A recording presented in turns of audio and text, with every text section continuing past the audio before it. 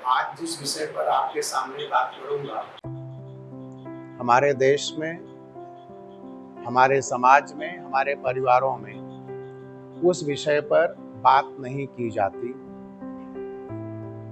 और उस विषय को लगभग सभी जानते हैं और उसी विषय से हम पैदा हुए हैं। वो विषय है सेक्स। जरूरत क्यों आन पड़ी कि हम आपको बुलाएं और सेक्स के बारे में बात करें? जरूरत इसलिए आ गई है कि आज के 30-40 साल पहले जब हम लोग नेचर से सिर्फ जुड़े थे, सिर्फ प्रकृति से जुड़े थे, तो एक उम्र आने पर लड़के या लड़की को नेचर से ही पता चल जाता था कि उसके शरीर में क्या बदलाव हो रहा है और क्यों हो रहा है। लेकिन पिछले 20-25 साल में, 30 साल में साइंस की तरक्की ने, विशेषकर मोबाइल की तरक्की ने पूरी दुनिया को उलट पुलट कर रख दिया है। उससे ना तो आप अछूते हैं, ना आपके हस्बैंड अछूते हैं, ना आपके बच्चे। हम सब के मोबाइल में लगभग सारे भारतीयों के, मैं प्रतिशत में नहीं बता सकता, लेकिन कह सकता हूं दावे से लगभग 100% ही मोबाइल सबके लॉक रहते हैं। मोबाइल लॉक करने की जो असल वजह है भारत जैसे देश में, मुझे लगता है प्रतिशत में मैं दावे से नहीं कह सकता, लेकिन उसका भी कारण सेक्स ही है। इसलिए कि ऐसे कुछ वीडियो हैं जो पापा जी देखते हैं, वो नहीं चाहते कि मम्मी को पता चले कि पापा जी देखते हैं। ऐसे ही कुछ वीडियो जानकारी मम्मी हैं जो देखती हैं, वो नहीं चाहती कि घर के किसी और मेंबर को पता चले। ठीक ऐसे ही बच्चे भी ऐसा कुछ देखते हैं और वो चाहते हैं कि मम्मी पापा दोनों में से किसी को पता ना चले। तो हो क्या रहा है, हम सब एक दूसरे से वो चीज छुपाने की कोशिश कर रहे हैं जो हम सबको पता है। ध्यान से सुनिएगा मेरी बात, हर बात को। ये नॉर्मल पेरेंट्स मीटिंग नहीं है। तो हम लोग घर में 3 हैं, बच्चे, माता पिता या दादा दादी हैं, वो भी सबको सब पता है, लेकिन सब एक दूसरे से ऐसे दिखाते हैं कि किसी को कुछ नहीं पता। टीवी देख रहे हैं, उस पर कोई ऐड आता है कंडोम का, या जो मासिक धर्म में औरतें पैड यूज करती हैं उसका। घर के सारे लोगों को पता है किस चीज की ऐड आ रही है, लेकिन हर आदमी ये दिखाने की कोशिश करता है कि उसे ये नहीं पता कि किस चीज की ऐड आ रहा है और दूसरी तरफ मुंह फिरा लेता है। ये परिस्थिति से हमें अब बाहर आना होगा। ये किसी और भारत की बात है, अब वो भारत नहीं रहा या वो दुनिया नहीं रही। अब हमें अपने बच्चों से इन सब बातों पर चर्चा करनी होगी, बातचीत करनी होगी और सच को स्वीकारना होगा। अपने सच को भी स्वीकारना है, बच्चों के सच को भी स्वीकारना है। एक उदाहरण देता हूँ, जैसे यहाँ जितने लोग बैठे हैं, आप लोग जब छोटे थे तो अक्सर बच्चे ये जिज्ञासा पैदा करते थे घरों में, मम्मी तू मुझे कहाँ से लाई? जब बच्चा बोलना सीख जाता था तो मम्मी तू मुझे कहाँ से लाई? अक्सर मम्मियाँ बोलती थी हॉस्पिटल से लाई। आप बताइए पिछले 10 साल में किसी बच्चे ने ये सवाल किया? आज के बच्चे ने मम्मी तू मुझे कहाँ से लाई नहीं किया होगा। उसे पता है कहाँ से आया है वो अब ये सवाल ही नहीं करता कि मम्मी तू मुझे कहाँ से लाई। यही फर्क मैं आपको बताना चाह रहा हूँ कि आप अपनी तुलना अपने बच्चों से ना करें कि मेरा बचपन ऐसा था। पहले के बच्चे पूछते थे मम्मी मैं कहाँ से आया, बोलने लायक हो जाता था 2.5-3-4 साल तक का बच्चा भी, और मम्मी समझा देती थी हॉस्पिटल से लाई, बच्चे मान भी लेते थे। आज आपको लगता है आपका बच्चा पहली बात तो पूछता ही नहीं है। मान लो कोई मासूम निकल भी आया, पूछ भी लिया, और आप ये सवाल का आंसर दोगे तो आपको लगता है उसको मानेगा? एक उदाहरण दूं, मेरे ही एक रिश्तेदारी में एक औरत प्रेग्नेंट थी, अभी ये 6-8 महीने पहले की बात बता रहा हूँ। उस घर में एक 1.5 साल का बच्चा है, 2 साल का। एक दिन वो सोई थी, अचानक वो बगल में चाकू लेकर आया और उसकी कुछ हरकत से वो औरत जाग गई। तो बोले, अरे तू क्या कर रहा है? बोले, ये बाबू मुझे तुम्हारे पेट से निकालना है। ये मेरे रिश्तेदार की, मेरे बेटी की घर की घटना बता रहा हूं। उस बच्चे ने कहा मुझे पेट से निकालना है। तो इस सच को जब हम स्वीकारेंगे तब आप मेरी बात को ध्यान से सुनेंगे और समझेंगे भी। स्कूल में कुछ ऐसी बातें हो रही हैं बच्चों में, हो सकता है आप ना जानते हो सकता है जानते भी हो।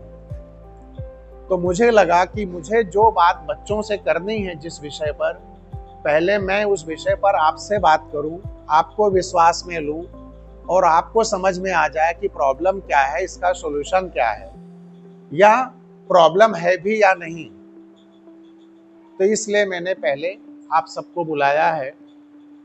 और एक बात और आपको स्वीकारना होगा कि जैसे मैंने कहा कि 2-2.5 साल का बच्चा तैयारी कर रहा है किसी गर्भवती महिला के पेट से बच्चा निकालने की, इसका मतलब जो जानकारी पहले 10-12 साल के बच्चों को, बच्चियों को होती थी, अब वो 3-4 साल के बच्चों को हो जा रही है। दूसरी जो माताएं यहाँ बैठी हैं, हो सकता है सारे पिता ना जानते हों, उनको अपनी लड़कियों से भी पता चलता होगा कि पहले लड़कियों के पीरियड्स किस उम्र में शुरू होते थे, अब किस उम्र में शुरू हो रहे हैं। 4-5 साल नीचे आ गया है, 4 से 5 साल। इसका मतलब नैसर्गिक तौर पर, प्राकृतिक रूप से, नेचुरल रूप से भी बच्चे बच्चियां कम उम्र में जवान के लक्षण पाए जा रहे हैं और जवानों के शारीरिक सारी चीजें उनमें हो रही हैं, लड़कियों में भी लड़कों में भी। चूंकि बहुत जल्दी हो जा रहा है तो बच्चे समझ नहीं पा रहे हैं क्या हो रहा है। और उस दौर में सोशल मीडिया की वजह से बहुत सारी गलत जानकारी उनको मिल रही है। मोबाइल पर आप भी देखते हैं, कोई एक रील आप देख लो गलती से या जानबूझकर, कोई भी टाइप की रील, ज्योतिष की देख लिया तो ज्योतिष की रील आने लगेगी, पॉलिटिकल देख लिया तो पॉलिटिकल आने लगेगी, किसी नग्न औरत को देख लिया तो नग्न औरतें आने लगेगी। कुछ भी, जो भी आपने देख लिया उसी टाइप की रील आपको वो सोशल मीडिया अवेलेबल करा देता है। बच्चे इससे अछूते नहीं हैं, 100% मैं नहीं कह सकता, लेकिन लगभग सारे बच्चे इससे अछूते नहीं हैं। ये मैं बच्चों से बातचीत के आधार पर आपसे बात कर रहा हूं और अनुमान पर भी बात कर रहा हूं। बातचीत भी मैंने बच्चों से की है और उन्होंने स्वीकारा है कि इस तरह की चीज वो मोबाइल पर देखते हैं। तो हमने आपको इसलिए बुलाया है कि सोशल मीडिया का असर हमारे जीवन पर बहुत गहरा पड़ रहा है। अगर आप सोशल मीडिया के असर को स्वीकारेंगे तब ही आगे कुछ होगा। आप अगर ये स्वीकारेंगे ही नहीं कि मेरा बच्चा ऐसा, परेशानी क्या है कि हम स्वीकारने को तैयार नहीं होते। जैसे मैं कह रहा हूं कि हम में से लगभग जितने पुरुष हैं, लगभग 100 में 99 पुरुष, मैं तो कहूंगा 100 में 100 पुरुष किसी भी स्त्री के शरीर को देखने में रुचि रखेंगे। लेकिन अगर मैं ऐसा मोबाइल ले लूं और सबसे पूछूं कि आप औरत को देखना पसंद करेंगे, तो हर पुरुष जवाब देगा नहीं नहीं नहीं नहीं, ये गंदा काम मैं नहीं करता।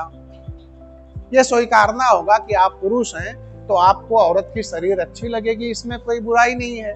और जब ये स्वीकार लेंगे तब आप सोचेंगे कि मुझे हर शरीर देखने की जरूरत क्या है। समाज ने व्यवस्था दी है विवाह की, विवाह हो गया है, मुझे हर एक को देखने की जरूरत क्या है। जैसे हम कहीं होटल में जाते हैं, हमारे सामने मेनू आता है, पैसा देकर उसमें आप कुछ भी खरीद सकते हैं, लेकिन आप वही खाते हैं जो आपके स्वास्थ्य के लिए ठीक है, आपके हिसाब से, आपकी संस्कृति के हिसाब से ठीक है। सब कुछ तो आप नहीं खरीद लेते। ऐसे ही संसार में हर पुरुष को हर स्त्री अच्छी लग सकती है, ये स्वाभाविक है, कोई आश्चर्य नहीं है इसमें। लेकिन हर स्त्री को हर पुरुष चाहे, ये अच्छी बात नहीं और ये स्वाभाविक नहीं है। तो हमें ये, जैसे मैं कह रहा हूं, पुरुषों को ये स्वीकारना है कि एक स्वाभाविक प्रक्रिया है, ऐसे ही हमें अपने बच्चों को स्वीकारना होगा कि हमारे बच्चा अगर कोई इस तरह की बात करता है, इस तरह की चीजों में इंटरेस्ट ले रहा है, तो यह भी एक स्वाभाविक प्रक्रिया है। कोई आसमान नहीं फट रहा है।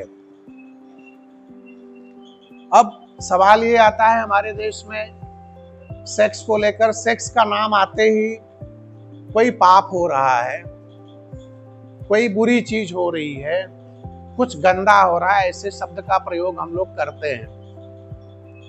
अगर बुरी चीज है, गंदा है, पाप है, तो जितने लोग यहाँ बैठे हैं सब पाप के परिणाम हैं। मैं भी, हम सब एक पाप के परिणाम हैं। उसको हम पाप नहीं कहते अपने जन्म को, लेकिन सेक्स को पाप कहते हैं। इस मानसिकता से हमें बाहर आना ही होगा। सेक्स को लेकर अवधारणा यही है कि सेक्स की बात करना पाप है, सेक्स करना भी पाप है, और इससे कोई जुड़ी घटना जब हम समाज में सुनते हैं किसी के बारे में, तो उसको भी पापन या पापी समझ लेते हैं। तो पहले तो हमें ये मान लेना चाहिए कि सेक्स है क्या। प्रकृति को, पूरे नेचर को अपना विकास करना है। जैसे हर व्यक्ति को अपना विकास करना है, रुपया कमाना है, परिवार बढ़ाना है, संपत्ति बनानी है, ऐसे प्रकृति का भी अपना स्वभाव है कि उसे भी अपना विकास करना है। तो प्रकृति अपना विकास करने के लिए क्या कर रही है? उसने प्राणियों को, जो जिसमें से हम सब आते हैं, बहुत सारे प्राणियों को, जीवों को सेक्स के काबिल बनाया कि वो सेक्स करें और उनकी संतान पैदा हो।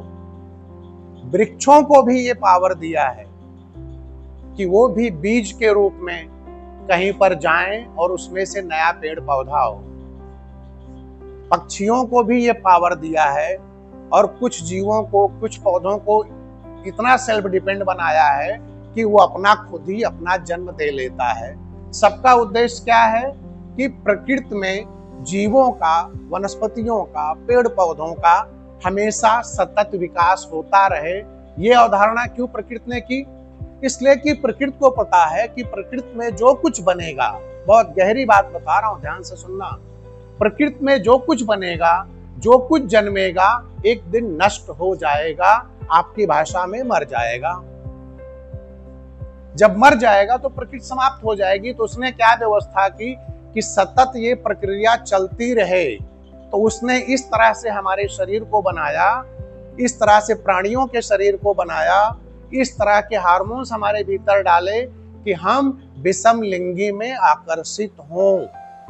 और अगर ऐसा नहीं होगा तो क्या होगा? दुनिया रुक सी जाएगी। आपने कभी ध्यान दिया, ये सवाल किसी के मन में आया कि बलात्कार के दौरान भी गर्भ ठहर जाता है? क्यों ऐसा? इसलिए कि औरत का शरीर है, मन है, दोनों बिल्कुल जुदा जुदा हैं। औरत के साथ जब बलात्कार होता होगा, किसी लड़की के साथ बलात्कार होता होगा, मन से वो पीड़ा में है, करा रही है, परेशान है, लेकिन उसके शरीर को नहीं पता कि उसके साथ बलात्कार हो रहा है। वो उस समय भी गर्भ धारण करने को तैयार है। ये मजबूरी प्रकृति ने हमारे सामने कर दी, और यहीं पर औरत पुरुष से कमजोर हो गई, जिसके कारण पूरी दुनिया में जो औरत और पुरुष में भेद दिखता है, मूल कारण जो मुझे दिखता है कि औरतों की शरीर की बनावट इस तरह है कि उनके साथ अगर व्यभिचार भी हो रहा है तो गर्भ ठहर सकता है, इसमें उसका कोई रोल नहीं है। पुरुष के साथ ऐसी संभावना कम है, 100% नहीं, ऐसा नहीं है। पुरुष का बलात्कार आसानी से कोई औरत नहीं कर सकती। औरत का बलात्कार कोई भी पुरुष कर सकता है, शारीरिक संरचना हमारी ऐसी है। तो प्रकृति के कारण सेक्स आया है, हमने नहीं लाया है। दूसरी चीज, जैसे मिर्च है, उसका स्वभाव तीखापन होगा, टमाटर मीठा है तो मीठा होगा, कोई और फल, किसी इमली है तो खट्टी होगी। ऐसे ही हमारा शरीर दो व्यक्तियों के सेक्स के कारण बना है, तो हमारे शरीर का भी स्वभाव सेक्स वाला होगा, वो डिमांड करेगा। इसमें कोई पाप नहीं है, कोई बुरी बात नहीं है, कोई गंदी बात नहीं है। ये स्वीकारना है। और जब हम ये स्वीकारेंगे कि सेक्स क्या है, एक तरह से ये भी कह सकते हैं सेक्स ही हमारा माई बाप है। हमारे माँ बाप का शरीर तो था, लेकिन वो शरीर उन दोनों में से कोई एक ऐसा होता जो मेडिकली अनफिट होता, तो क्या हम पैदा होते? तो कहीं ना कहीं हम सेक्स की वजह से ही दुनिया में आए हैं। जिस वजह से दुनिया में आए हैं उस चीज को पाप, गंदा, बुरी बात कहकर सिर्फ टालने से काम नहीं चलेगा। अब वक्त आया है कि हमें अपने बच्चों से इस विषय पर चर्चा करनी होगी। जो बातें मैं आपसे जिन भाषा में कह रहा हूँ, आसानी से आपको YouTube पर भी इस विषय पर इतने सरल शब्दों में वीडियो मिलना मुश्किल है। आपने कभी इस विषय पर सोचा भी शायद ना ही हो। आप भी इसी अवधारणा के हों, इसमें से ज्यादातर लोग, कि जो सेक्स को गंदा, पाप और बुरा ही मानते हों। इस अवधारणा से आपको बाहर आना है। हम जो बने हैं उसका कारण ही वही है। और मैंने कहा यह इंसान के साथ है ऐसा नहीं, पौधों के साथ है, पक्षियों के साथ है, जानवरों के साथ है। पृथ्वी पर जो कुछ भी चीजें हैं ब्रह्मांड में, पृथ्वी पर ही नहीं ब्रह्मांड में, सब कहीं ना कहीं निर्मित हो रही है, विखंडित हो रही हैं। उसके लिए ये कारण बना होगा, प्रकृति ने बनाया होगा। एक चीज और हम लोग करते हैं इस विषय पर, किसी के बारे में अगर हम जान लेते हैं, सेक्स से रिलेटेड कोई न्यूज हमें मिल गई, कोई बात मिल गई, किसी औरत के बारे में हमने जान लिया, किसी पुरुष के बारे में हमने जान लिया, तो सीधा सीधा हम कह देते हैं वो बड़ी चरित्रहीन है। चरित्र को सेक्स से जोड़ते हैं। मेरी अपनी व्यक्तिगत राय है, चरित्र का सेक्स से कोई लेना देना नहीं है। मुझे लगता है चरित्र का मतलब है वो इंसान जो दूसरे इंसान का भला चाहता है, पृथ्वी पर कोई नुकसान नहीं पहुंचाना चाहता, वो चरित्रवान है। और वो व्यक्ति जो है तो एक पत्नी के साथ ही, लेकिन लोगों की हत्या कर रहा है या हत्या करने की सोच रहा है, और कोई ऐसा काम कर रहा है जिसमें पृथ्वी पर रह रहे लोगों को कष्ट हो रहा है, वो चरित्रहीन है। ठीक यही नियम किसी औरत पर भी लागू होता है कि वो भले एक ही पुरुष से संबंध रखती है, लेकिन अपने ही घर में हिंसा कर रही है, सास ससुर के साथ या किसी और के साथ, या समाज में किसी पद पर है, किसी और के साथ हिंसा कर रही है, तो हम उसे चरित्रवान कह देते हैं। मेरी नजर में वो चरित्रहीन है। चरित्र का सेक्स से कोई संबंध नहीं है। चरित्र का संबंध जो है वो है सिर्फ हम क्या इंसान होकर इंसान के काम आ रहे हैं, या पृथ्वी पर रह रहे लोगों के भले के काम आ रहे हैं। बड़े लेवल पर जब देखेंगे तो हम लोगों को इस सोच से भी बाहर आना है कि अगर हमारे बच्चे के बारे में कभी हमें पता चल जाता है कि हमारा बच्चा लड़का हस्त मैथुन कर रहा था, 5वीं में पढ़ता है और हमें पता चला पहली बार कि हस्त मैथुन कर रहा था, पहली बार हमारे मन में आ जाएगा बड़ा गंदा है, नहीं आना चाहिए। इसी से बचना है, इसी के लिए मैंने आपको बुलाया है, यही समझाने के लिए। लड़की ऐसी कोई हरकत करती हुई आपको मिल जा रही है घर में, या आपको कहीं से पता चल रहा है कि सेक्स से रिलेटेड कोई क्रिया कर रही थी, आपके मन में ये विचार नहीं आना चाहिए बड़ा गंदा है। ये कहाँ से संस्कार इसको आ गए? हाँ, ये संस्कार कहीं से आता नहीं है, इनबिल्ड है, पैदाइशी। मैंने 1 साल 6 महीने के बच्चों में भी ये सब चीजें देखी है। अपने शरीर के विशेष अंगों को विशेष तरह से छूते हैं। क्यों? पहले बता दिया, मिर्ची है तो मिर्ची का स्वाद होगा, इमली है तो इमली का। हम बने कैसे? गेहूं है तो गेहूं होगा, ज्वार है तो ज्वार होगा उसमें पैदा। तो ये मन में लाना कि हमारा बच्चा 5वीं में पढ़ता है, 6वीं में पढ़ता है, 7वीं में पढ़ता है, ये इस तरह की हरकत कर रहा था, या लड़की हमारी इस तरह की हरकत कर रही थी, अरे ये तो संस्कार बिगड़ गया, इसका चरित्र बिगड़ गया, मैंने ऐसे पाला नहीं था। ये सब बकवास की बातें नहीं, सीधी पॉइंट पे आना है, बच्चे से बात करना है। बेटा ये तुम क्यों कर रहे थे, कहाँ पहली बार देखा, किससे जाना, या तुम्हें खुद पता चला? वो बताएगा, नहीं बताएगा तो कोई बात नहीं, आगे से आपको वाच करना है और उसको फ्रेंडली बात करना है। मैंने पहले भी कई बार पीटीए में कहा है, इसमें कुछ पेरेंट्स शायद उस बात को सुने होंगे, कि जो हमारे देश में पिता हैं बेटियों से दूरी बना लेते हैं एक उम्र के बाद। बेटी में उनको बेटी बाद में दिखाई देती है, औरत पहले दिखाई देती है। ऐसे ही हमारे देश में, हमारे समाज में माताएं भी बड़े होते लड़के से दूरी बना लेती हैं, उनमें उनको पुरुष पहले दिखता है, बेटा बाद में। इससे बाहर आना है। पिता को भी बेटी के साथ जुड़े रहना है। कभी कभार आप उसे गले लगाइए, ऐसे माँ लोग बेटों को भी गले लगाइए। औरत का मतलब उसके दिमाग में सिर्फ गर्लफ्रेंड या पत्नी ही नहीं होनी चाहिए। ऐसा माहौल घर का रखिए कि औरत का मतलब माँ भी होता है, बहन भी होती है। ऐसे ही किसी लड़की के मन में भी ऐसा होना चाहिए। पुरुष का मतलब खाली बॉयफ्रेंड नहीं होता, पुरुष का मतलब सिर्फ पति नहीं होगा भविष्य में। पुरुष भाई भी होता है, पुरुष पिता भी होता है। और ये वक्त की मांग है, ये आपकी इच्छा पर भी निर्भर नहीं है अब कि आप चाहो तो करो, चाहे तो ना करो।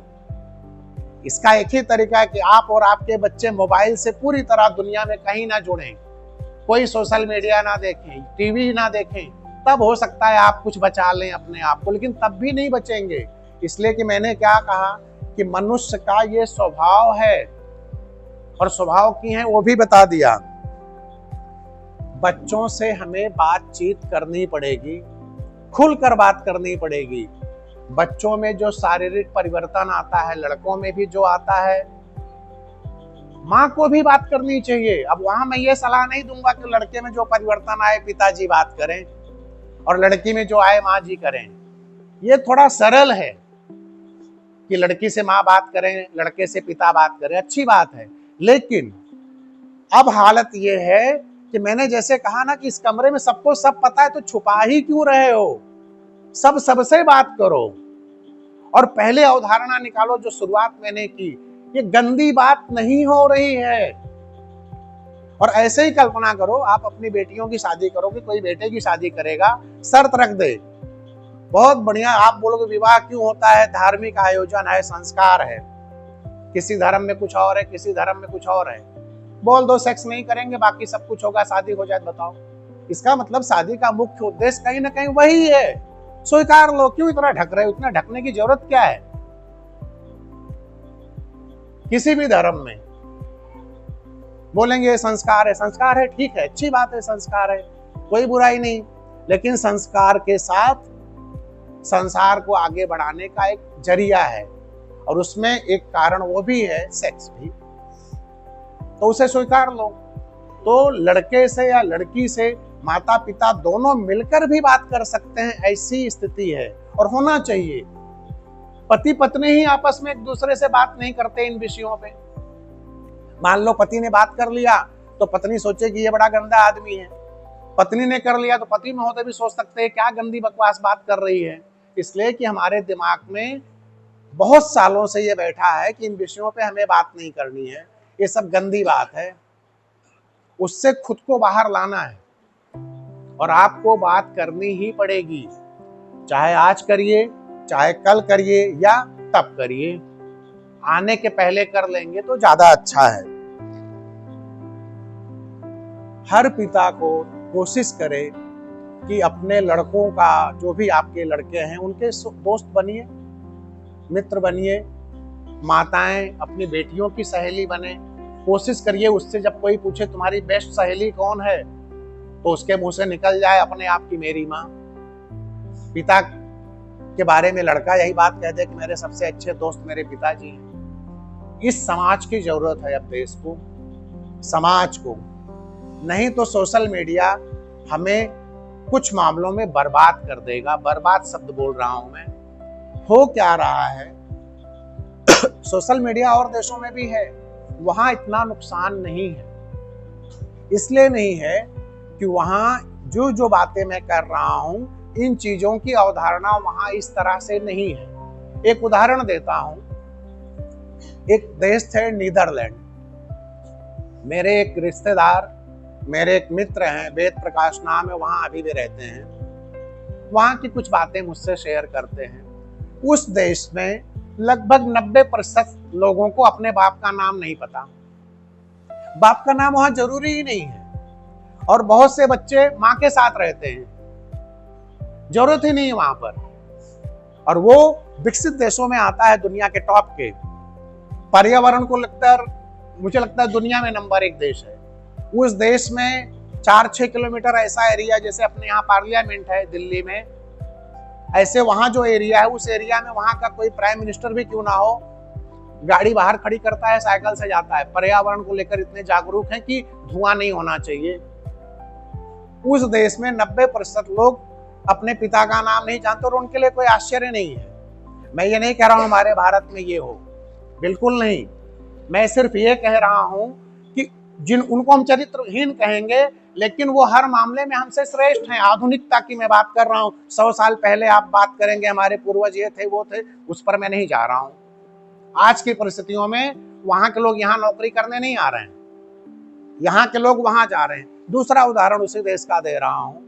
उस देश में अभी 1 हफ्ता पहले जो आदमी राष्ट्रपति बना है, 38 साल का है, और उसने किसी लड़के से ही शादी की है, या ये कह सकते हो उसका संबंध लड़के से ही, औरत से संबंध ही नहीं है, और वहां का राष्ट्रपति है।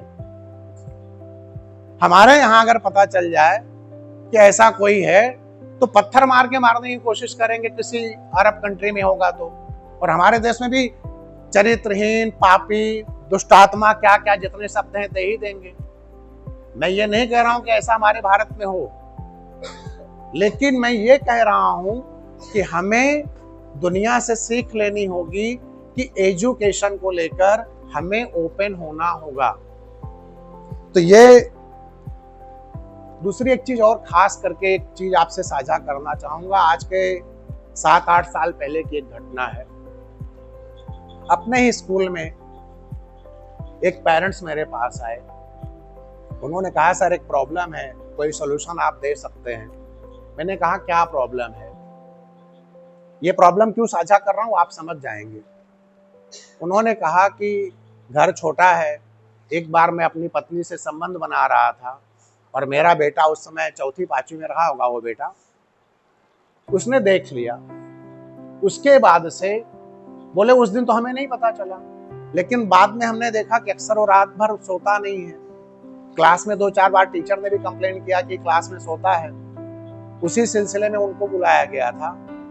तब उन्होंने स्वीकारा और कहा कि 1-1.5 महीना पहले ऐसा हुआ था, तब से ये सोता ही नहीं है, रात भर जागता रहता है। तब मैंने उनको सलाह दिया था उस समय भी कि आप उसको विश्वास में लीजिए, उसको बताइए कि तू ऐसे ही पैदा हुआ है और ऐसे ही तू भी कभी किसी को पैदा करेगा, शर्माइए मत।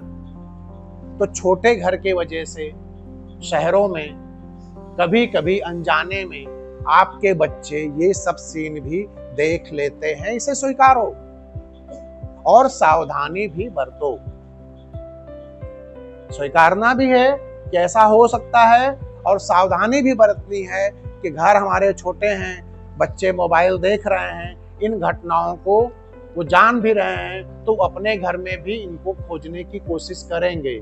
रिश्तेदारी में भी जाएंगे तो वहां भी इस पर उनका ध्यान होगा। तो ये भी एक चीज मैं आपसे शेयर करना चाहता था। ये मेरे अपने जीवन में 7-8 साल पहले ये अनुभव स्कूल का ही मैंने आपसे शेयर किया। उनका अकेले का अनुभव नहीं रहा होगा, उस एक बच्चे के साथ घटी ये घटना भी नहीं होगी। यहाँ जितने बैठे लोग हैं इनमें से भी कोई इस चीज घटना का प्रतीक खुद रह चुका होगा अपने माता पिता के लिए, घर में किसी और रिश्तेदार के लिए। स्वाभाविक है, हम इंसान हैं, घरों में रहते हैं, कभी ऐसा हो सकता है। अगर ऐसा हो जाए तो शर्माना नहीं है, पाप नहीं हो गया, पहले पाप से ही मुक्त होना है। पाप की अवधारणा से बच्चों से बात करनी है, नहीं तो अभी स्कूल में जो प्रॉब्लम आ रही है आपको पता चलेगा घर पर भी, तो आप परेशान हो जाएंगे। अब जैसे मैंने कहा कि स्कूल में भी इस तरह कुछ सुनने में मिला कि इस तरह कुछ हो रहा है, तो वो घर पर भी होता ही होगा, नहीं होता होगा हो ही नहीं सकता। घर से ही यहाँ आया है, यहाँ से नहीं गया है, घर से ही आया है। तो आप लोगों को इन विषयों पर बहुत गंभीरता से बात करनी है, इन बातों को समझना है। और जो मैंने शुरुआत में कहा, बार बार जिस बात पर मैं जोर दे रहा हूँ कि पाप से, गंदी बात से, गंदे काम की अवधारणा से बाहर आना होगा। एक नेचुरल चीज है। शरीर एक उम्र आने के बाद, जैसे लड़के हैं उनमें स्वप्न दोष होता है, नाइट फॉल होता है, ऐसा नहीं है कि विवेकानंद को या किसी विशिष्ट लोगों को नहीं हुआ होगा। शरीर है, मैंने कहा ना, शरीर का अपना स्वभाव है। तो जो शरीर का स्वभाव है हमारा, चाहे स्त्री का चाहे पुरुष का, वो होगा एक उम्र आने के बाद। लेकिन अब समस्या क्या हो रही है, साइंस टेक्नोलॉजी की वजह से और ऊपर से खान पान भी अच्छा मिल रहा है, इस वजह से भी कम उम्र में बच्चों में जवानी के लक्षण आ रहे हैं। एक कारण ये भी है कि पहले के जमाने में इतना बढ़िया खान पान सबका नहीं था, कुछ का था, सबका नहीं था। तो जिनका कुछ का था उनके अंदर वो लक्षण आ जाते थे, जिनका नहीं था नहीं आते थे। अब क्या हो गया है कि ईश्वर की कृपा समझो, साइंस टेक्नोलॉजी की कृपा समझो, किसानों की मेहनत समझो, जो भी समझो, खाने पीने की चीजें लगभग पूरे देश को, पूरे समाज को मिल रही हैं। इस वजह से भी बच्चों में ये सब चीजें जल्दी हो रही हैं। तो आज की मीटिंग मैंने इसलिए आपको बुलाई थी, इन विषयों पर गंभीरता से आपको सोचना है। ये वीडियो मैं किसी प्लेटफॉर्म पर डालूंगा तो